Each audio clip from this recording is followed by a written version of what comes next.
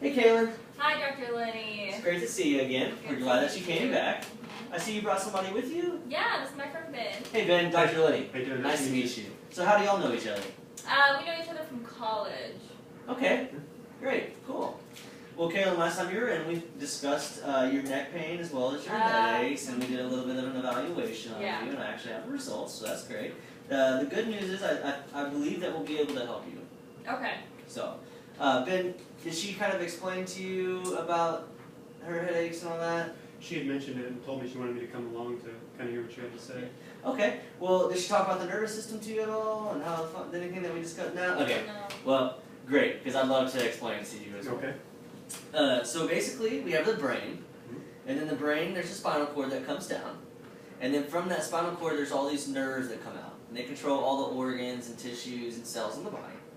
We have an autonomic nervous system. We have a central nervous system.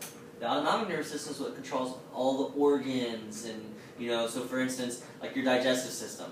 Mm-hmm. How your body processes food, and then you have your it excretes it and all that kind of stuff, right? Right. And then we have the central nervous system, and that has to do with like flexing your arm, or when something's like really hot, like you touch it and then you pull it off. Mm-hmm. That's your actually the nervous system communicating with your brain, right? Okay. And so as you can tell, if it's controlling everything in the body, it's super important, right? Yeah. So we need something to protect it, and we actually do. We have our spine. In our spine, there's these bones, and these bones we call vertebrae. And the vertebrae have little holes so the nerves can actually come out. But, Ken, do you remember the S word we talked about? Briefly. Okay. Well, so basically, Ben, if there's a misalignment of any of these bones, and it is pressing on those nerves, can you see that that would kind of be a problem? Yeah. Okay. And we actually have a term for that. It's called subluxation. Now you're... yeah. All right. And so, basically, Kaylin, after looking at your X-rays and doing my evaluations and neuro and all that kind of stuff, you have some subluxations, and so we're gonna try to take care of those for you. So that's gonna be a great thing. But just to kind of go in a little bit more depth of what can happen if you leave these subluxations there, and over a long period of time, I was telling Kaylin the other day that some of them can be where you don't even feel them, which we call asymptomatic. Right. And this can be for years before you actually feel the pain, Mm-hmm. and go through the neck pain and get the headaches. Mm-hmm. And Kaylin, I'm so glad that you came in, because after looking at your X-rays, you're at a beginning stage of what I'm about to talk about. And so, Ben, do you kind of see right here this red versus this blue? Mm-hmm. So the red right here and the blue right here, those are indicating the discs, and those lie in between those bones. It's to give extra support to the spine. Okay. And if you have a misalignment of what we already talked about, the subluxation, it can actually cause these discs to deteriorate and get smaller and lose the nutrition that they need to keep your spine healthy and your nervous system healthy. And when those start to deteriorate, that's when you start to really feel the pain. And you see it a lot in older people, Mm-hmm. with like osteoporosis and stuff, which osteoporosis is degeneration. Okay. And that's what this is degeneration.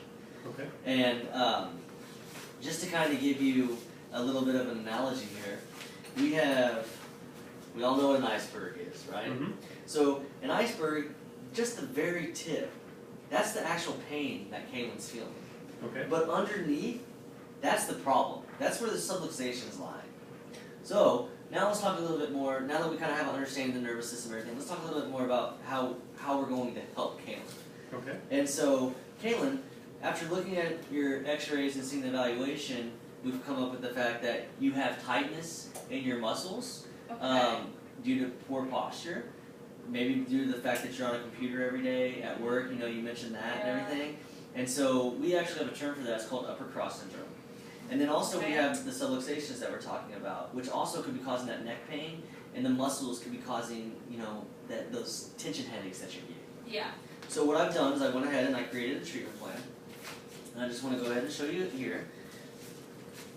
And so basically what we want to do is we want to see you 3 times a week. Okay. And we want to see you for 4 weeks.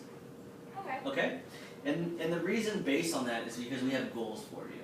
The goals are that we want you to get you back to where you're not taking all this ibuprofen, all this Advil at work, you're having to leave work, because you feel nauseated and sick. You're not able to come home and do your workouts or do your daily, just the things around the house, right?